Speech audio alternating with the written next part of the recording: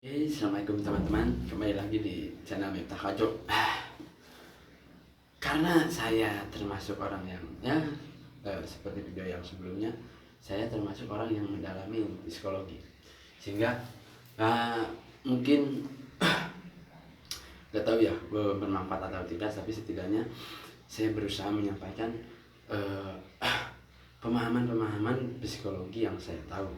Barangkali teman-teman butuh ilmu psikologi, butuh memahami perilaku manusia, sehingga saya berinisiatif ya, gak tahu ya bermanfaat atau tidak untuk teman-teman, semoga aja bermanfaat. Pertama-tama yang harus kita tahu juga tentang ilmu psikologi ya, ilmu psikologi kita harus tahu dulu juga apa itu psikologi, dimana yang saya paham ya, menurut yang buku yang saya baca, bahwa psikologi adalah ilmu memahami perilaku manusia, dimana perilaku manusia kan pasti ada dalam kehidupan kita sehari-hari, entah perilaku yang positif, perilaku yang negatif, dan perilaku tersebut itu berpengaruh terhadap pemikiran, terhadap karakter pribadi seseorang. Nah, di sini saya ingin sedikit membahas, menjelaskan beberapa ilmu teori-teori dasar tentang psikologi. Dimana yang saya tahu ilmu psikologi dasar yang saya baca juga ya, itu ada 3. Yang pertama itu adalah ilmu psikologi tentang manusia itu ada apa ya? Ada benar ya, ada 3. Nah, teori-teori yang pertama kalau yang saya ingat ya, teori yang pertama itu adalah teori perilaku. Nah, dimana teori perilaku itu berbunyi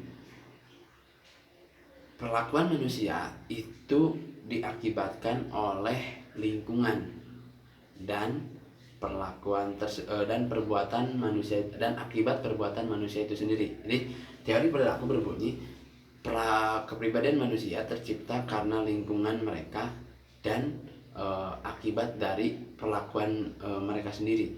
Sehingga dalam teori perilaku artinya sebuah kepribadian manusia tercipta karena dia hidup di lingkungan mana, di mana lingkungan tersebut bakal berpengaruh terhadap kepribadiannya.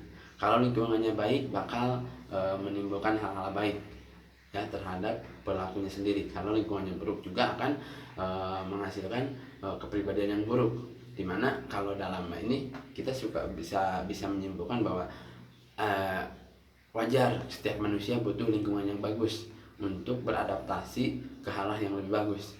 Nah, makanya dalam teori perilaku itu mengatakan bahwa kepribadian manusia tercipta karena lingkungan. Sehingga teman-teman yang mempunyai kepribadian yang jelek gitu, barangkali bukan karena kitanya yang jelek, bukan. Barangkali emang lingkungan yang kita hadapi itu membawa pengaruh buruk terhadap diri kita, sehingga solusinya ya kita mencari lingkungan yang lebih bagus ya, lingkungan yang lebih bagus untuk diri kita. Nah, yang kedua itu ada teori kognitif. Nah, di mana teori kognitif itu dihasilkan dari pemikiran dan persepsi manusia. Nah, dimana kalau kita apa ya? Kalau saya lebih paham ya, yang saya pahami, teori kognitif berarti artinya kepribadian manusia itu tercipta karena pemikiran-pemikirannya yang sendiri. Wah, berarti kepribadian manusia tercipta karena pemikirannya dan persepsi terhadap apa yang dipikirkannya. Terhadap contoh seperti kita menilai orang baik terhadap diri kita. Secara fakta dia melakukan hal baik. Nah, tapi secara persepsi kita belum tentu dong menganggap dia baik. Barangkali kita malah menganggap dia itu pura-pura baik, menganggap dia manipulatif. Sehingga ketika kita berpikir tersebut, maka akan mempengaruhi pemikiran diri kita. Sehingga pemikiran-pemikiran tersebut akan muncul menjadi sebuah kepribadian di mana kita yang selalu overthinking mungkin. Jadi kepribadian kita akan jadi overthinking terhadap orang-orang karena kita yang terlalu persepsi kitanya terlalu jelek terhadap orang-orang. Maka dalam teori kognitif berarti kita harus mempunyai agar mempunyai kepribadian baik, kita harus mempunyai pemikiran-pemikiran yang positif dan persepsi terhadap apapun itu harus dipandang dengan positif. Itu teori kognitif. Dan ada yang ketiga, itu adalah teori permasalahan konflik alam bawah sadar. Nah, untuk alam bawah sadar sendiri, di mana kita sering mendengar bahwa manusia itu tercipta dari pikiran dan perasaan. Padahal dalam psikologi itu strukturnya itu beda. Manusia itu tercipta dari manusia itu ada bagian tubuh ataupun fisik, ada bagian pikiran, ada bagian perasaan, ada bagian alam bawah sadar. Nah, makanya dalam perilaku kepribadian ataupun kepribadian manusia itu ada alam bawah sadar. Nah, fisik itu diatur oleh pikiran. Nah, fisik diatur oleh pikiran dan pikiran itu diatur oleh perasaan. Maka selogik apapun kita melogikan sesuatu, kalau perasaan kitanya tidak ingin, maka tubuh kita akan lebih mendengarkan perasaan kita dibanding pikiran kita. Makanya motivasi kan belum tentu bagus kalau perasaan kitanya enggak bagus, sehingga perasaan juga tidak bisa menjadi alasan, pikiran juga tidak bisa menjadikan alasan orang-orang bisa berubah ataupun orang-orang akan menjadi sukses, karena kalau perasaannya tidak bisa dikontrol. Nah, ada yang lebih bisa mengatur tubuh, yaitu alam bawah sadar, di mana kondisi alam bawah sadar itu tidak bisa dikontrol oleh pikiran dan perasaan, karena alam bawah sadar itu dibentuk oleh kebiasaan. Nah, dimana kadang kita bisa merasakan apa yang kita lakukan, kita juga bisa mengontrol apa yang kita lakukan dengan pikiran kita. Tapi ada hal-hal yang kita melakukan sesuatu tanpa sadar. Nah, itu dilakukan oleh pikiran alam bawah sadar. Maka kapan nih alam bawah sadar membentuk kepribadian? Alam bawah sadar itu membentuk kepribadian ketika kita melakukan kebiasaan. Dan kadang alam bawah sadar juga masuk ketika kita dalam pikiran kosong.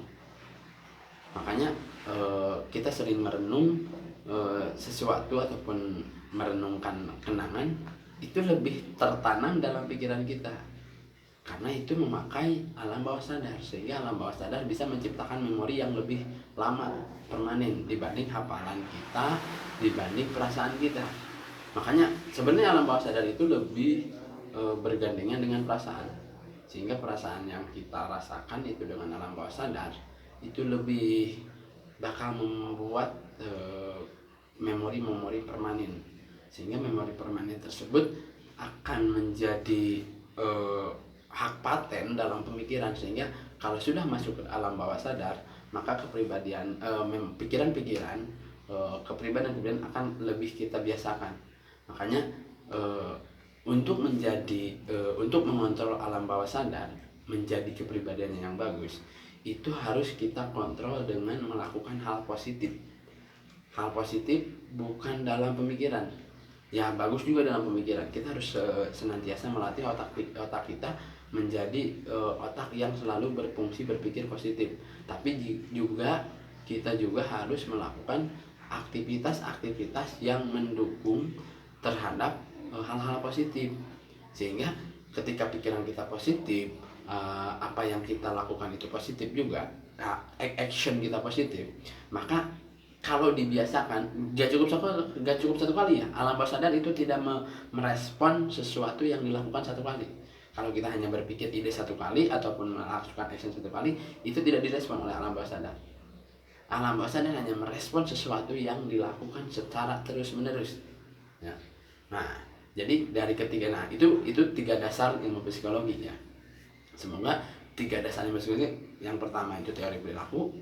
Kepribadian kita tercipta dari lingkungan dan apa yang kita lakukan. Yang kedua ada teori kognitif. Kepribadian kita tercipta dari pemikiran dan persepsi kita terhadap sesuatu. Yang ketiga ada teori perilaku. teori perilaku dihasilkan dari konflik, ya, konflik alam bawah sadar. Bukan teori perilaku. Yang ketiga itu adalah teori psikoanalisis, ya. Yang pertama teori perilaku, yang kedua teori kognitif, yang ketiga teori psikoanalisis. Psikoanalisis itu berhubungan dengan alam bawah sadar. Semoga ilmu psikologi dasar ilmu psikologi